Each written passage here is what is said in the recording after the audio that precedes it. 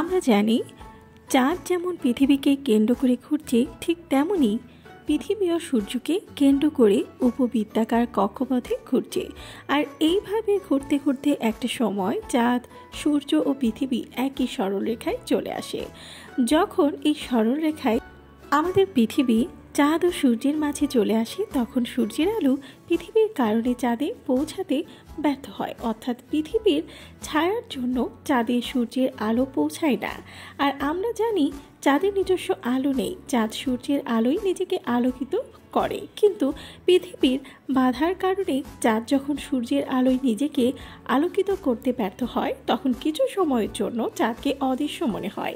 এই পর্যায়টিকে সংক্ষেপে চন্দ্রগ্রহণ বলা হয়। আর চন্দ্রগ্রহণ প্রধানত 3 ধরনের হয়ে থাকে: পূর্ণ চন্দ্রগ্রহণ, আংশিক চন্দ্রগ্রহণ এবং পেন্টাম্বাল চন্দ্রগ্রহণ। আমাদের পৃথিবী যখন সূর্যকে আংশিক ঢেকে ফেলে, তখন পৃথিবীর ছায়ার জন্য চাঁদের কিছু অংশ অদৃশ্য হয়ে যায়, আর তখন তাকে আংশিক চন্দ্রগ্রহণ বলা হয়। আর পৃথিবী যখন সূর্যকে সম্পূর্ণরূপে ঢেকে নেয়, তখন বিপরীত স্থানে অবস্থান করা চাঁদকে পুরোপুরি দেখা যায় না, একে পূর্ণ চন্দ্রগ্রহণ বলে। অন্যদিকে চাঁদ যখন পৃথিবীর ছায়ার দূরবর্তী স্থান দিয়ে অতিক্রম করে, তখন তাকে পেনাম্ব্রাল চন্দ্রগ্রহণ বলা হয়। এই ধরনের চন্দ্রগ্রহণের সময় চাঁদ খুব কম পরিমাণে অস্পষ্ট হয়ে থাকে, যার ফলে তা আমাদের চোখে খুব কম ধরা পড়ে।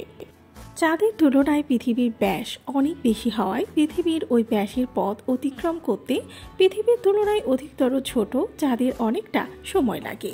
এই জন্য সূর্যগ্রহণের স্থায়িত্ব কয়েক মিনিট হলেও চন্দ্রগ্রহণের স্থায়িত্ব 2 থেকে 3 ঘন্টা পর্যন্ত হয়ে থাকে।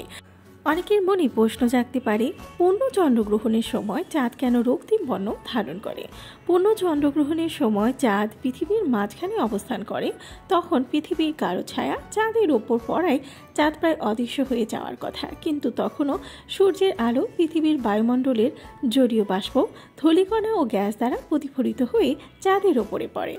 আর লাল বর্ণের আলোর তরঙ্গ দৈর্ঘ্য অন্যান্য বর্ণের আলোর তুলনায় বেশি হয়, এটা সব থেকে কম বিচ্ছুরিত হয়। তাই ওই সময় সূর্যের আলো পৃথিবীর বায়ুমণ্ডলের দ্বারা প্রতিফলিত হয়ে লাল বর্ণের আলো চাঁদের ওপর পড়ে, তাই চাঁদকে তখন লাল দেখায়।